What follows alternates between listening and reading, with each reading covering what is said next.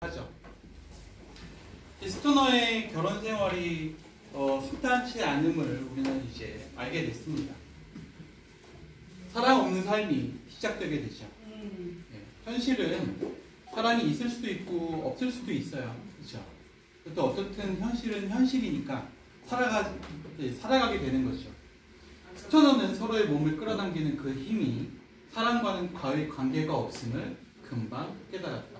어느 날 그렇게 서로 딱 쳐다보듯이 하다가 갑자기 어느 날부터 갑자기 이디스가 자신에게 얘기해요. 아이를 갖고 싶다고. 그러니까 자기가 배웠던 그 교육 속에는 남편에 대한 이야기도 있고 자신에 대한 이야기도 있지만 아이에 대한 이야기도 있잖아요. 그것도 가치관 중에 하나니까. 그래서 그렇게 이야기하고 난 다음부터 적극적으로 자기가 먼저 이렇게 스토너에게 일체적인 그런 만남을 이야기하기도 합니다. 그래서 스토너는 서로의 몸을 끌어당기는 그 힘이 사랑과는 거의 관계가 없음을 금방 깨달았다. 이게 나를 사랑해서 내 육체를 탐하는 것이 아니라 아이를 낳기 위한 도구로서 나를 사용하고 있구나. 두 사람은 강렬하면서도 냉정하고 단호하게 몸을 겹친 뒤 서로에게서 떨어졌다가 다시 몸을 겹쳤다. 욕구를 아무리 충족시켜도 물리지가 않았다. 그가 문을 열면 그녀는 그에게 달려들어 거친 손으로 그에게 사랑을 요구했다. 그 손이 그녀와는 별개로 움직이면서 그를 침실로 잡아 끄는 것 같았다. 거의 동물적인 그런 움직임이지. 그녀가 임신하던 바로 그 순간, 그러니까 달력과 의사의 진단을 통해 임신 사실을 확인하기도 전에 2달 가까이 그녀 안에서 날뛰던 윌리엄에 대한 굶주림이 갑자기 사라져버렸다. 그녀는 남편에게 그의 손이 닿는 것을 참을 수 없다고 분명하게 말했다. 심지어 그가 그녀를 바라보기만 하는 것도 마치 그녀를 범하는 행위처럼 느껴지는 것 같았다. 마침내 스토너는 그것이 자신들 두 사람과는 아무런 상관이 없는 꿈이었던 것 같다는 생각을 하기에 이르렀다. 어떻게 보면 저는 이 장면이 스토너가 이디스와 처음 만나서 사랑에 빠졌던 장면하고 비슷한 상황이라고 봐요. 서로 동물적으로 서로에게 이끌리는 과정이죠. 그거는 현실을 고려하지 않은 상태야. 그렇기 때문에 그런 상황에서는 항상 자신이 아닌 다른 존재로서 그 사랑을 대하게 되죠. 근데 결과적으로 인간은 그런 환상 속에서만 살 수는 없잖아요. 항상 어디로 내려와야 돼? 화장실에 갈 때. 그렇죠? 항상 현실에 땅을 디디고 있어야 되는 거예요. 그러니까 현실 안에서 살 때는 항상 이 결혼에 대한 확신이 깨져버리는 거죠. 서로 몸을 부둥켜 안고 있을 때는 마치 우리가 동물적으로도 서로 이끌리는 사람들이냐, 그렇게 완벽한 사랑을 나누는 것 같지만 실제로 몸이 떨어지고 또 아이를 갖고 난 다음에 목적이 성취되고 난 다음부터는 바로 서로 남남인 그런 새로운 어떤 현실 속의 개인으로 돌아가 버리게 되는 삶을 의미합니다. 그래서 존 윌리엄스가 생각할 때 이 사랑은 철저하게 현실 속에 있지 않아요. 그가 말하는 사랑은 현실을 제외한 형태야. 물론 그걸 우리가 아까 얘기하신 것처럼 로맨티스트, 낭만주의적 경향이라고도 볼 수 있겠지만 제가 봤을 때는 그냥 존 윌리엄스가 잘 모르는 거죠. 왜냐하면 사랑은 항상 현실 속에 있어요. 우리가 현실 안에, 그러니까 중력의 힘을 받지 않고 사랑을 누린다는 건 말도 안 되는 이야기죠. 우리는 항상, 심지어 그렇지 않아요? 뭐 이렇게 아무리 사랑하는 사람이라도 아침에 일어나서 키스하려고 하면 입냄새 나는 건 사실이잖아. 그렇잖아요. 그런 게 현실이에요. 그러니까 현실을 고려하지 않는 형태의 사랑은 실질적으로 아까 얘기한 것처럼 동화 속에 나오는 것처럼 환상 속에서만 존재하게 되는 거죠. 그리고 그 환상 속에 존재할 수는 없어요. 인간의 삶은. 그건 잠시 우리가 뭐 꿈을 꿀 때라든가 아니면 뭐 환각에 빠졌을 때라든가 아니면 열정적으로 우리가 어딘가에 몰입했을 때 그때 잠깐 생기고 순식간에 사라져버리는 꿈 같은 거죠. 신기루 같은 거예요. 거기에 우리의 인생을 낭비해서는 안 되는 거죠. 어쨌든 이렇게 설명하면서 결국 이디스는 아이를 얻게 됩니다. 그리고 현실 속으로 다시 돌아오죠. 이제 아이를 가진 엄마로서의 현실, 자신을 그렇게 정의 내리게 된 거죠. 그 덕분에 이 스토너는 아내를 빼앗겨 버리는 거죠. 자기가 사랑했던 이디스를 이제 영영 빼앗겨 버리는 거죠. 이게 현실이죠. 자, 아처슬론의 죽음도 현실이에요. 자기 머릿속에서는 아처슬론은 항상 꼿꼿하고 자신을 경멸하는 눈빛으로 학생들을 경멸하는 눈빛으로 쳐다보는 조롱한 듯한 얼굴을 가진 그런 뻣뻣한 그런 교수가 아니라 늙으면 죽는, 그렇지, 병들면 죽는 그런 인간일 뿐이에요. 아처슬론도. 1924년 초여름 어느 금요일 오후에 아처슬론이 연구실로 들어가는 모습을 여러 학생들이 보았다. 아까도 얘기했지만 아처슬론은 펑펑 울고 있었어요. 전쟁이 끝나고 난 다음에. 그렇죠? 그 일 이후에 영원히 되돌아올 것 같은, 망가진 그 아처슬론이 다시 제대로 원래대로 돌아올 것 같지 않다라는 생각을 스토너는 항상 하고 있었어. 그런 상황에서 지속적으로 그 상황이 이어져 오다가 1924년이 되었을 때 아처슬론이 주말에, 금요일 오후니까 주말이죠. 그래서 아처슬론이 연구실로 들어가는 모습을 여러 학생들이 보았다. 그리고 그 다음 주 월요일 동이 튼 직후에 제시호를 돌아다니며 쓰레기통을 비우던 관리인이 그를 발견했다. 슬론은 책상 앞에 의자에 늘어지듯 앉은 채로 뻣뻣하게 굳어 있었다. 고개는 이상한 각도로 기울어져 있고 눈을 뜬 채로 무섭게 허공을 노려보고 있었다. 분명히 자연사인 것 같기는 했지만 누가 죽인 건 아니니까 정확한 사인은 끝내 밝혀지지 않았다. 검시관은 심장마비가 사인이라고 선언했지만 윌리엄 스토너는 슬론이 분노와 절망의 순간에 자기 의지로 심장을 멈추게 했을 것 같다는 생각이 들었다. 세상이 뿌리부터 배신당해 더 이상 참고 살아갈 수 없게 된 그가 마지막 순간에 세상을 향해 사랑과 격려를 드러낸 것 같았다. 아처슬론의 눈물은 바로 이 장면에서 해석이 되죠. 그렇죠? 아처슬론이 그때 그 승전의 소식 속에서 왜 그렇게 슬프게 울고 있었는가? 그가 왜 스스로 패배의 눈물을 흘렸을까라고 생각해보면 결국은 세상에 자신이 뿌리부터 배신당했다. 그러니까 적어도 학문이라는 공간 안에서, 그러니까 대학이라는 공간 안에서는 세상의 논리와는 상관없이 뭔가 순수하게 학문의 발전만을 위해서 노력할 수 있는 사람들이 모여있는 공간이어야만 하는데, 근데 전쟁이 그렇게 지나가고 난 다음에 점차 대학이라는 공간이 그 원래의 모습, 본질을 잃어버리게 되고 점차 학생들이 그 안에서 자신의 기회주의적인 면모들만 보이면서 살아가고 있는 그런 현실. 내가 평생을 몸담아온 이 대학이라는 공간에 배신당했다. 그래서 더 이상 참고 살아갈 수 없다라고 생각하고 마치 스토너는 스스로 자기의 심장을 멈추게 했을 것이다 라고 생각했다는 거죠. 살아갈 수 없다. 이런 사람은 살아갈 수 없다 라는 거죠. 예전에 그런 얘기가 있었잖아요. 그 김광석 씨가 자살했잖아요. 네, 물론 논란이 있긴 했지만 어떻든 자살했어요. 근데 자살했을 때 그 들국화의 그 누구죠? 전인권 씨. 전인권 씨가 인터뷰를 하면서 그런 얘기를 했어요. 네, 저 사람은 이 세상을 살아가기에는 너무 순수해. 네, 그래서 이런 세상에 더 이상 살 수 없었을 것 같다.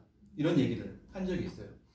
근데 그런 거죠. 아처슬론의 죽음도 스토너가 볼 때는 저 사람은 학문에 너무 순수해서 그 사람이 생각하고 있는 이 학문적인 현실, 학문적 대학의 현실이 올곧이 그대로 갈 수 없다는 것, 또 변하고 있다는 것, 이런 것들을 스스로 받아들일 수 없어요.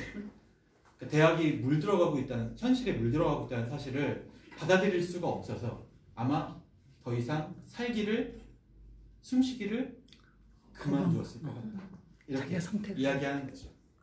모르겠어요. 그래서 저도 많이 그런 걸 많이 느꼈던 사람이기도 하고 그래서 지금도 느끼고 있고 그래서 참 이 부분은 어떻게 보면 공감이 많이 되는 그런 부분이기도 합니다.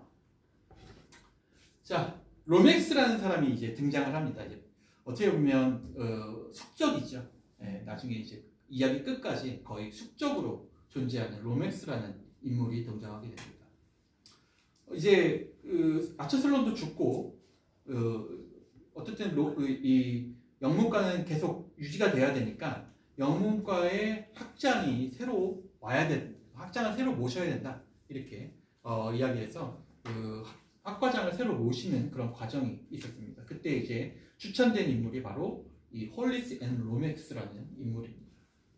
처음에 이 사람이 이제 하버드 출신이라는 사실만 알려지고 아무도 이 사람을 본 적이 없어요. 이 사람이 쓴 논문 같은 것들을 이제 사람들이 돌려보면서 아, 이 사람이 어떤 인물일 것이다 라고 추정할 수는 있지만 한 번도 드러낸 적이 없었죠. 그러다가 거의 임박해서 학기가 시작하는 교수회의가 거의 임박해서 드디어 짜잔 하고 로맥스가 등장하게 됩니다. 그걸 어떻게 표현했는지 볼까요? 윌리엄스가 낮 공연에 우상 같은 얼굴이었다. 등장했는데 뭔가 좀 잘생기고 호리호리하면서 뭔가 이렇게 우수에 젖은 듯한 그렇죠? 그런 어떤 스타 같은 외모를 가지고 있는 인물이었어요. 길고 갸름하고 감정이 풍부해 보이면서도 이목구비가 강렬했다. 폭이 좁고 세로로 긴 이마에는 핏줄이 굵게 드러나 있고 파도처럼 구불거리는 굵직한 머리카락은 잘 익은 밀 색깔로 마치 분장한 배우처럼 올백으로 정리되어 있습니다. 약간 몸에 장애를 가지고 있어요. 그런데 얼굴만큼은 그 누구에게도 뭐 이렇게 뒤지지 않을 정도로 강렬한 그 인상을 가지고 있었다 이렇게 얘기하죠. 교수들은 그에게 자신을 소개하고 말을 건넸다. 이제 확장으로 오는 거니까 가가지고 다시 인사를 한 거지. 잘 보이려고. 그는 예의 바른데도 묘하게 조롱하는 것처럼 보이는 태도로 그들 각자에게 짤막한 인사를 했다. 그 뒤 몇 주 동안 로맥스가 미주리주 컬럼비아의 사회적, 문화적, 학문적 일상에 적응할 의사가 전혀 없음이 분명해졌다. 이렇게 누군가 새로 외부 인사가 오게 되면 인사하는 자리가 많이 생겨요. 그래서 일종의 뭐 초대도 많아지고 막 그러는데 그 초대를 다 거절하는 거야. 나는 그러니까 전혀 적응할 의사가 없다라는 것을 사람들 앞에 표시한 거죠. 그는 짓궂은 듯 유쾌한 태도로 동료들을 대했지만 사교적인 초대에는 응하지 않았고 자신이 남들을 초대하지도 않았다. 들리는 말로는 강의는 활기차게 진행하지만 강의실에서 괴짜처럼 행동한다고 했다. 그는 인기 있는 교수였다. 드디어 이 로맥스가 등장을 하게 됩니다. 나중에 이제 보시면 아시겠지만 이 로맥스는 끊임없이 스토너를 괴롭혀요. 아주 지속적으로 집요할 정도로 괴롭히죠. 스토너 스스로가 이 로맥스 때문에 엄청난 스트레스를 받고 심지어 삶을 마무리해야겠다라는 생각까지 할 정도로 괴롭히죠. 네. 끝까지 그런 일을 하게 되는 인물이 처음으로 등장을 하게 됩니다. 근데 스토너하고는 정반대로 너무 화려한 등장이에요. 그렇죠. 심지어 모든 사람들에게 우상처럼 등장하는 거죠. 낮 공연의 우상. 로맥스도 이 사랑을 나누게 됩니다. 어렸을 때 이제 로맥스가 어느 날 이 스토너가 파티를 열게 되는데 이디스의 성화에 못 이겨서 파티를 열게 되는데 이 파티에 로맥스가 한 번도 파티에 참석한 적이 없는데 그 파티에 참석을 하게 된 거야. 그래가지고 자기한테 어떤 관심이 있나 뭐 이런 생각을 이제 언뜻 하게 되는 그런 생각인 거죠. 그는 자신의 그러고 난 다음에 술을 먹고 취했어. 로맥스가 그날 좀 과하게 먹고 그래서 술 취한 김에 이것저것 이 사람이 자기에 대한 이야기들을 늘어놓기 시작했는데 거기에서 나왔던 이야기예요. 그것 때문에 어떻게 보면 이 스토너는 로맥스가 자기에게 자신의 불우했던 어린 시절을 뭐 비밀스럽게 이야기한, 그래서 나하고 친해질 수 있는 존재겠거니 하고 생각하게 된 거예요. 오해하게 된 거죠. 그는 자신의 기형적인 외모 때문에 약간 장애가 있었기 때문에 고립된 생활을 할 수밖에 없었고, 일찍부터 스스로 이해할 수 없는 수치심을 느꼈으며 자신을 방어할 방법을 떠올릴 수 없었다고 마치 다른 사람의 이야기를 하듯이 스토너에게 털어놓았다. 그는 길고 긴 낮과 밤을 방에서 혼자 보내며 자신의 일그러진 몸이 강요하는 한계로부터 도망치기 위해 책을 읽다가 점차 자유로움을 느끼게 되었다고 말했다. 이런 부분에서 스토너하고 약간 동병상련 같은 느낌이 있죠. 스토너도 이 농장에서만 있으면서 책을 읽으면서 농장에서 벗어날 수 없는 자신을 보지만 책을 읽으면서 자유를 느끼게 되잖아요. 그런 것처럼 로맥스도 그런 어린 시절을 가지고 있었던 거죠. 그러니까 이 자유의 본질을 이해하게 됨에 따라, 그러니까 학문을 통해서 우리가 자유롭게 될 수 있다는 사실, 이런 현실을, 본질을 이해하게 됨에 따라 그가 느끼는 자유로움도 더욱 강렬해졌다. 더 공부에, 더 문학에 심취하게 된 거죠. 윌리엄 스토너는 이 말을 들으면서 그에게 뜻밖의 친근감을 느꼈다. 그렇죠. 나하고 비슷한 그런 경험을 한 사람이구나 라고 생각하면서 그는 로맥스가 일종의 변화를 거쳤음을 알 수 있었다. 자신처럼 어떤 삶의 터닝 포인트가 있었다는 거예요.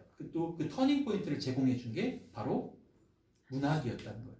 예, 그래서 서로 같은 친밀한 감정, 친근감 이런 것들을 느끼게 된 거죠. 말로 표현할 수 없는 것을 말을 통해 알게 되는 직관적인 깨달음 같은 것. 스토너 자신도 예전에 아처 슬론의 강의를 들으며 같은 경험을 한 적이 있었다. 이래서 스토너는 오해하기 시작해요. 이 친구가 나하고 좋은 학문의 동반자가 될 수 있겠구나 라고 오해하게 되는 거죠. 자, 이렇게 이제 잘 나가고 있었는데 스토너가 자기의 삶을 잘 구가하고 있었어요. 물론 가정생활은 좀 힘들죠. 이디스는 아이에게만 집착하고 자신은 계속 멀리하는 그런 상황인 거고, 그렇게 좀 결혼생활 자체는 우미건조하게 흘러가고 있고, 또 수업은 지속적으로 직업활동은 이루어지고 있었어요. 그러다가 어느 날 기분 나쁜 전화를 하나 받게 되는데 그게 바로 아버지의 사고 소식이었죠. 아버지의 죽음. 아버지가 거의 일주일 전부터 몸이 좋지 않았다고 했다. 그런데 일꾼 혼자서는 밭을 갈고 씨를 뿌리는 일을 다 해낼 수 없었기 때문에 아버지가 고열에 시달리면서도 새벽 일찍 씨를 뿌리러 나갔다고 했다. 아버지는 오전 중반에 일꾼에게 발견되었다. 울퉁불퉁한 밭에서 의식을 잃고 앞으로 엎어져 있었다. 일꾼은 아버지를 집으로 데려와 침대에 눕히고 의사를 데려오려고 나갔다. 하지만 아버지는 정오가 되기 전에 숨을 거뒀다. 어머니는 아버지의 시신이 담긴 좁은 나무 상자 옆에서 등받이가 곧은 의자에 앉아 있었다. 어머니의 얼굴이 눈앞에서 빙글빙글 돌고 있었다. 어머니가 그의 팔을 잡고 말했다. 아버지를 배워야지. 그러니까 아버지의 죽음에 대한 전화를 어느 날 좀 기분 나쁘게 받아요. 그리고 어떻게 되어서 아버지가 돌아가시게 됐다. 그렇게 얘기하니까 이제 그날 바로 이제 옷을 갖춰 입고 이제 아버지를 만나러 가죠. 이디스는 집에 남으라고 해요. 그레이스를 돌봐야 하니까 딸인 그레이스를 돌봐야 하니까 그냥 집에 남으라고 하고 자기가 이제 직접 가게 됩니다. 혼자서 가게 됩니다. 그리고 아버지가 어떻게 돌아가시는지를 보고 또 이제 어머니를 만나게 된 거죠. 그리고 어머니를 옆으로 이제 가서 어머니를 뵈려고 했을 때 아버지를 먼저 뵈라고 어머니가 얘기해 주신 장면이 나오게 됩니다. 모르겠어요. 아버지의 죽음에 대해서 스토너가 어떻게 느끼는지는 이 뒤에 나오게 되니까 한 번 더 보도록 하죠. 죽음이란 어떻게 우리에게 찾아오나요? 아버지는 어떻게 보면 밭에 의해서 살해당하신 게 아닌가. 땅에 의해서. 네. 그렇게도 볼 수 있겠죠. 어떻게 보면 그렇게까지 또 밭에 집착하는 것도 경제적인 이유 때문이잖아요. 네. 경제적인 이유가 사람을 죽음에까지 이르게 할 수 있다는 것. 그런 것도 생각해 볼 만한 문제죠. 그가 본 시신은 낯선 사람의 것 같았다. 몸이 아주 작게 쪼그라들었고 얼굴은 얇은 갈색 종이로 만든 가면 같았으며 눈이 있어야 할 곳은 검고 깊게 움푹 파여 있었다. 시신을 감싼 검푸른 정장은 기괴할 정도로 컸고 소매 밖으로 빠져나와 가슴 위에 포개어진 양손은 동물의 발톱을 말려놓은 것 같았다. 어머니가 말하는 동안 스토너의 눈에 어머니의 모습이 선명히 보였다. 어머니도 이미 죽어버린 것 같았다. 어머니의 일부가 남편과 함께 저 상자 속으로 들어가 다시는 나오지 못할 것 같았다. 그는 어머니에게 장래에 대해 이야기하며 자신과 함께 컬럼비아로 가자고 말했다. 제가 이제 모실 테니까 우리 같이 가세요 라고 말했죠. 이디스도 어머니를 반길 거예요. 그는 이렇게 거짓말을 하며 양심의 가책을 느꼈다. 하지만 어머니는 그와 함께 가지 않겠다고 말했다. 그러면서 했던 얘기가 바로 우린 걱정 마라. 이 우린 걱정 마라 이 표현이 그 전에도 한번 나왔죠. 자기가 이제 졸업식 날 농장으로 가지 않겠다고 이야기하니까 그때 이제 어머니가 그런 이야기를 하게 되죠. 우린 걱정 마라. 어떻게든 해나갈 수 있으니까 이렇게 얘기해요. 항상 이제 부모님이 자식을 안심시키기 위해서 하는 말이죠. 우린 걱정 마라. 근데 뭐 책을 보신 분들은 아시겠지만 그해 같이 돌아가셔요. 네, 걱정하지 못할 게 아니죠. 않을 게 아니죠. 사실은 마치 이 위에서 일부 이미 어머니가 죽어버린 것 같았다라고 말하는 부분에서 말하듯이 어머니는 어떻게 보면 그렇게 같이 돌아가시게 되는 거죠. 저는 이렇게 이걸 묻고 싶었어요. 이 책을 보면서 이 부분을 보면서 이 스토너의 부모님의 삶은 행복했을까요? 그냥 살아간 거지. 어때요? 아들이 결혼하기 전에는 그 행복 지수가 좀 높았지만 아들 결혼하고 나서는 좀 안 좋았을 것 같아요. 근데 우리나라의 그런 어떤 분위기처럼 생각하면 좀 안 되는 게 미국은 이 자식이 이제 크면 장성하면 독립시키는 게 기반이 되고 실제 이제 독립하고 난 다음에는 1년에 한두 번 이렇게 그냥 만나는 것 정도 요 정도가 이제 지금도 마찬가지 일반적이에요. 뭘 굳이 만나. 네. 그렇게 그러니까 부모와 자식 간의 관계가 끈끈하기는 하지만 우리나라처럼 그렇게 가족처럼 여전히 가족처럼 그렇게 느껴지는 그런 관계는 아니거든요. 네. 그런데 그럼에도 뭐 우리가 한번 따져볼 수 있는 부분은 바로 이러한 죽음, 네. 이러한 죽음이 과연 의미 있는 죽음인가에 대해서 존 윌리엄스가 어떻게 이야기하고 해석하고 있느냐는 거예요. 존 윌리엄스는 이 부모님의 죽음에 대해서는 뭐 명확하게 표현하진 않아요. 평가하진 않죠. 뭐 불행한 죽음이었다든가, 사실만 쓴 거지. 뭐 아니면 뭐 행복한 죽음이었다든가, 뭐 이런 표현을 쓰진 않아요. 물론 비슷한 표현을 쓰긴 하는데 우리가 이제 지금 볼 텐데, 그 표현을 보기 전에 여러분도 이런 생각 많이 해보시잖아요. 그렇죠? 어때요? 이 죽음은 이런 삶은 일반적인 삶이잖아요. 현실적인 삶. 네. 농장에서 태어나서 그 농장에서 평생 부모로부터 물려받은 땅을 일구면서 살다가 그 땅에서 밭에서 죽는 거죠. 네, 일하다가 죽는 거예요. 가끔 뭐 이런 얘기도 하잖아요. 뭐 유명한 가수들이 자기는 무대 위에서 노래하다 죽고 싶다. 네. 뭐 이런 표현도 하죠. 스토너 이제 뭐 나중에 이제 스토너의 죽음도 마찬가지지만 모두 다 이 직업 속에서 죽어요. 네. 그럼 행복한 거지. 그걸 행복하다고 얘기할 수 있을까? 아니면 아까 얘기한 것처럼 불행하다고 얘기할 수 있을까? 불행은 아니에요. 아니면 제가 좋아서 그러니까 그런 게 삶일까? 자기 하던 일을 아파도 그 일을 함으로써 성취감이 있을 거 아니에요.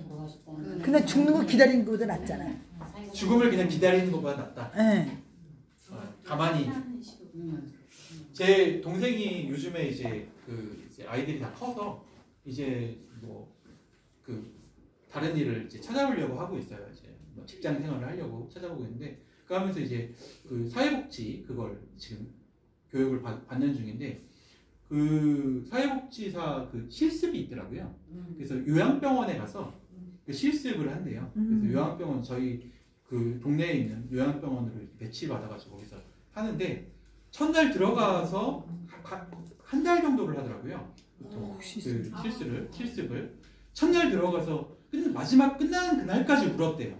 너무 그래 죽지 네. 않고 그러니까 처음에 들어갈 때부터 울었대요. 그분들을 바라보면서. 근데 죽음을 기다리고 있는 모습들이죠. 아무것도 안 한대요. 빨리 와줘 빨리 와줘. 네. 죽음을 기다리고 있는 모습. 근데 그렇게 죽는 것과 지금 이렇게 스토너의 아버지의 죽음처럼 그죠? 이렇게 밭에서 자기가 해야 될 일을 하다가 가는 것. 무엇이 더 인생에 있어서 더 의미 있을까? 이것들은 우리가 한번 평가해 봐야 될 것 같아요. 왜냐하면 스토너가 여기에 대해서 어떻게 얘기하는지 볼 거예요. 아버지와 어머니는 즐거움이 없는 노동에 평생을 바쳤다. 네. 즐거움이 없는 노동. 아버지한테 물어봤어? 적어도 스토너가 생각할 때는 스토너가 생각할 때는 이 노동은 의미가 없어. 그냥 기계적인 거야. 곡식의 소치를 얼마나 행복한지. 이 노동이 그들의 의지는 꺾이고 머리는 멍해졌다. 일하러 나가면 안 된다는 상태라는 걸 알고 있잖아요. 의사도 안 하면 뭐해 아프기만 하지. 하지 말라고 했어. 그런데 그걸 마치 기계처럼 몸이 움직이는 거야. 내가 안 하면 찌를 다 뿌릴 수가 없어. 없으니까. 그러면 내가 나가서 지금 몸을 움직일 수 있으니까 나가서 뿌려야지. 기계처럼 움직인 거예요. 실제로 그렇게 하면 위험하다는 걸 충분히 들었는데도 불구하고. 그래서 머리는 멍해졌다. 이렇게 얘기하는 거죠. 이제 두 분은 평생을 바친 땅 속에 누워있다. 자기들이 평생 갈아먹은 그 땅이죠. 땅은 앞으로 서서히 두 분을 자기 것으로 만들 것이다. 그 안에 들어가서도 땅의 일부가 되는 것이죠. 네.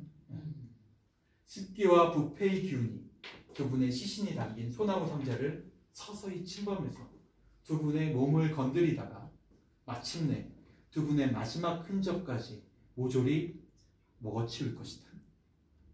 그렇게 해서 두 분은 이미 오래전에 자신을 바쳤던 이 고집스러운 땅의 무의미한 일부가 될 것이다. 자, 스토너가 자기 부모의 삶에 대해서 평가한 부분이죠.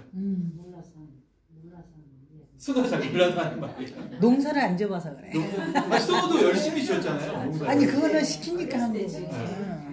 그 의미를 몰라. 노동을 한 가치를. 거고. 저는 잘 모르겠다. 주말 농장을 해보세요. 주말 농장 얼마나 먹으러 가요. 저는 잘 모르겠는데 어쨌든 이 부분은 스토너가 자신의 부모의 죽음에 대해서 묘사하면서 굉장히 부정적인 오저들을 많이 사용하고 있어요. 단어들이. 가령 뭐 너무 건조하게 부패, 침범, 그렇죠? 먹어치우다, 네. 고집스러운, 무의미한 이런 표현들이 무의미한 일부가 될 것이다. 땅으로 돌아간 건데. 실제적으로도 이 부정적인 평가를 하고 있죠. 부모의 삶에 대해서. 스토너가 부모의 삶에 대해서 이렇게 평가하게 된 그럼 이유는 뭐예요? 가난 때문이에요? 자기도 농사를 지으면서 그렇게 그냥 무의미했으니까. 건조하게 살아서 부모도 그랬을 것이다. 공부하면서 판단을 하게 된 거. 만약에 스토너가 뭐 그냥 자기가 원래 했던 계획대로 아버지의 계획대로 대학을 마치고 다시 돌아와서 농장에서 평생을 같이 부모님과 함께 일하면서 살았다면 이런 생활을 했겠지. 무의미하게. 그래도 자기 일이 이렇게 생각했을까요? 그러지는 않았어요. 이게 현실이 되었을 때. 그러니까는 공부하면서 자기 가치관이 틀려진 거죠. 맞아요. 네, 저도 그렇게 생각해요. 거기에 네, 동의해요. 틀려. 그러니까 스토너가 변한 걸 보여주는 거예요. 네, 이 장면은. 지금 상류층으로 들어왔잖아 지금. 그러니까 스토너의 가치관이 변했다는 걸 보여주고 있죠. 부모는 어떻게 보면 스토너의 그림자 같은 거예요. 그렇죠? 그래서 스토너를 떠올리면 항상 스토너의 부모님이 떠오르죠. 우리는 처음부터 지속해서 결혼식까지 이렇게 이어가도록. 스토너의 부모가 많이 등장하지는 않지만 이 책에 스토너를 보면 스토너의 부모님을 떠올릴 수 있었어요. 어렸을 때부터 스토너가 17살 넘어설까지 계속 농장에서 일해왔고 그 농장에서 일했던 것을 기반으로 해서 공부도 하게 된 거니까. 그러니까 어떻게 보면 이 스토너를 완벽하게 부모와 분리된 존재로 따로 떨어뜨려서 만들어낼 수 있는 유일한 방법은 작가로서요. 유일한 방법은 부모님을 돌아가시게 하는 거죠. 네. 그리고 이 부모님의 삶에 대해서 바뀐 스토너, 그러니까 농부가 아닌 농부라는 정체성을 잃어버린 스토너가 내릴 수 있는 가장 스토너다운 이 평가는 네, 그 삶에 대한 평가는 이런 거일 수 있다는 거예요. 네. 근데 잘못했다고 말할 수는 없어요. 사람들은 저마다 자신만의 가치관을 가지고 살아가야 되는 거예요. 본인이 그렇게 그렇잖아요. 생각하니까. 그래서 지금 현재 우리의 삶도 우리는 멀쩡히 행복하게 살고 있다고 생각하지만 누군가 다른 사람들은 우리의 삶을 평가할 때 왜 저렇게 지질이 풍성하게 사는 거야? 이렇게 평가할 수 있어. 맞아요. 그렇죠. 그러니까 그걸 잘못했다고 얘기할 수는 없다는 거예요. 그렇죠. 근데 이것도 마찬가지죠. 그래서 부모를 이제 어떻게 보면 뭐 이렇게 표현하기 좀 그런데 부모를 극복하고 어떻게 보면 새로운 존재로서 진화해가는 단계를 설명하기 위해서 이 완전히 독립된 존재로서의 스토너가 새롭게 등장하게 되는 그런 장면이라고도 볼 수가 있을 것 같습니다. 그러기 위해서 이제 기존에 있었던 가치관과 단절하는 그런 표현들이 들어가게 된 거죠. 무의미함 이런 것들. 그러니까 기존에 있었던 그런 삶에 대한 가치를 전혀 느끼지 못하고 살아가는 새로운 삶을 살아가는 스토너 이렇게 우리가 느낄 수 있게 되는 그런 부분이라고 볼 수가 있습니다. 저도 사실 이런 이 부분이 읽다 보면 좀 이 스토너의 변화가 좀 무심하다 이런 생각이 들어요. 부모는 평생을 노력해서 스토너를 키워왔고 적어도 그래서 스토너가 이후에 자기가 혼자 살 수 있게 되었을 때는 뭐 의지를 많이 안 했다고는 하지만 이 뒤에 보면 알겠지만 죽을 때까지 의지해요. 사실은. 자, 이 부분이죠. 유산이 남잖아요. 부모님이 돌아가시면. 네, 땅. 네, 무의미하다고 볼 수 없다는 거예요. 1928년 봄에 그 집과 땅을 매물로 내놓았다. 그 집에서 일하던 일꾼이죠. 토브는 집과 땅이 팔릴 때까지 그곳에 살면서 자신이 재배하는 모든 것을 갖기로 합의했다. 토브는 최선을 다해서 집을 수리하고 작은 헛간에 페인트 칠을 했다. 그런데도 1929년 초봄에야 비로소 적당한 구매자가 나섰다. 스토너는 그가 첫 번째로 제시한 $2,000가 조금 넘는 가격을 그대로 받아들이고 토브에게 몇백 달러를 주었다. 그리고 8월 말에 남은 금액을 장인에게 보내서 집을 사느라 빚진 돈의 일부를 갚았다. 이 발췌문에서는 빠져 있는데 내용을 보면 이 스토너가 이제 교수로서 어느 정도 자리를 잡아가는 시기에 이디스가 이상한 집착을 갖기 시작해요. 그게 집이었죠. 네, 그래서 아버지로부터 엄청난 돈을 빌려서 가져와. 그래서 스토너한테 얘기도 안 하고 돈을 가져와 그냥. 그래서 이거 아버지한테 빌린 돈이에요. 이걸로 우리 집 사야 될 것 같다. 이렇게 얘기를 하는 거죠. 그래서 실제로 그걸로 처음에 펄펄 뛰죠. 내 월급으로 이걸 어떻게 이자를 감당하겠다고 이 돈을 빌려왔냐 이러면서 펄펄 뛰는데 결국에는 고집을 이기지 못해요. 이디스의 고집을. 그래서 실제로 집을 사고 이제 매달 이제 궁핍한 삶을 살면서도 계속 이자를 갚아 나가는 거죠. 부모의 죽음은 특히 이 부모의 죽음 이후에 만들어지는 이 유산은 스토너가 졌던 그 큰 빚의 일부를 굉장히 크게 탕감해주는 그런 결과로 이어지죠. 이렇게 보면 스토너가 생각한 것처럼 그 부모의 죽음이 과연 의미 없는 것인가? 네. 과연 의미 없는 또 무가치한 부패한 죽음이었나? 라고 생각해 보면 사실은 그렇지 않죠. 이걸 보더라도 그러니까 스토너가 점차 현실화된 존재로 변화되고는 있어요. 그러니까 과거의 어린 스토너로부터 점차 공부에 열정에 빠졌던 스토너, 그 다음에 사랑에 빠졌던 스토너, 그 다음에 사랑 때문에 위기에 빠진 스토너. 근데 부모의 죽음을 통해서 이 위기를 또 극복하는 스토너. 이런 식으로 조금씩 변해가요. 근데 그 과정이 전체에 다 누가 들어가 있냐면 바로 이 스토너의 부모님의 헌신이 들어가 있다는 거죠. 네. 그 땅의 일부가 되어서 결국에는 그걸 팔아서 그 몸을 팔아서 부모님의 일부가 되어버린 그 몸을 팔아서 결국에는 자신의 어떤 삶의 목적으로 수단으로 삼아버리잖아요. 이게 인생이에요. 때라르데 샤르댕은 바로 이런 것들을 생명의 원천이라고 봤어요. 어떤 상황에서도 살아가고자 하는 욕구, 그게 생명의 본질이라고 본 거죠. 인간은 어떻게든 살아가요. 물론 개개인의 입장에서 살아가지 못하고 스스로 목숨을 끊는 사람들도 있지만 기본적으로는 전체 인류는 지속적으로 이 삶을 살아가게 돼 있다는 거죠. 그리고 그 삶을 살아가는 과정에서 점차 스스로 진화하고 있어요. 의식적으로. 항상 그 부모가 남긴 그 유산들은 그 자식대에서 그 자식의 탄젠트 에너지가 되어서 방사 에너지를 만드는 데 도움을 주고 있다고 볼 수가 있는 거죠. 스토너도 마찬가지로 이 부모의 그런 탄젠트 에너지, 평생을 모아놓은 그 에너지잖아요. 탄젠트 에너지를 얻어서 그걸 기반으로 해서 자신의 삶을 새롭게 가꾸어갈 수 있는 어떤 자양분, 그렇죠? 자기의 탄젠트 에너지로 삼고 있다는 면에서 삶의 본질, 삶의 원형을 보여주는 거예요. 그래서 누구도 이 스토너의 삶을 이 성공적인 삶이다, 혹은 실패한 삶이다 이렇게 얘기할 수 없어요. 우리 머릿속에서도 이것들을 다 지워버려야 돼요.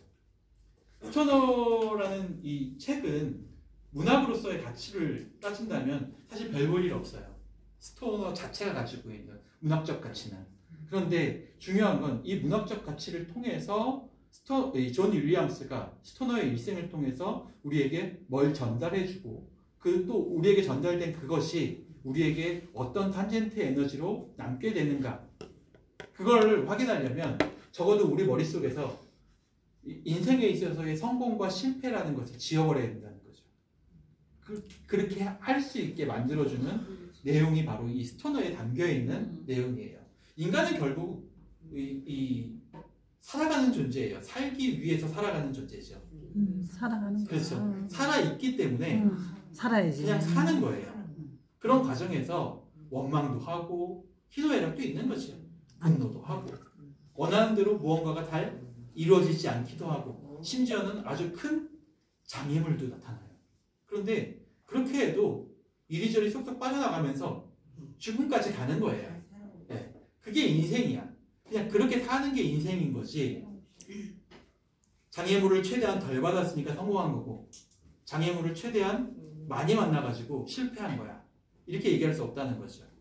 그냥 살게 되는 거고 어떤 삶은 어느 쯤에서 멈추고 어떤 삶은 더 멀리 멈추고 어떤 삶은 더 일찍 멈추고 이런 것만 남아있는 거죠. 이렇게 같이 중립적인 형태로 인생을 바라보게 만들어주는 책이 바로 존 윌리엄스가 쓴 스토너라는 책인 것 같습니다. 우리가 이제 2주 남았는데요. 다음 주하고 이제 다음 주에 특히 다음 주에는 이제 이 스토너가 저지르는 불륜행각이 불륜까지. 불륜 생각이 나와요. 제주도도 있네. 제주도 네, 있어. 이런 것들을 보면서 또 우리 문학이란 무엇인가 샤르트레가 썼어. 문학이란 무엇인가에 등장하는 얘기도 좀 해보려고 하겠습니다. 여기까지 하도록 하겠습니다. 수고하셨습니다.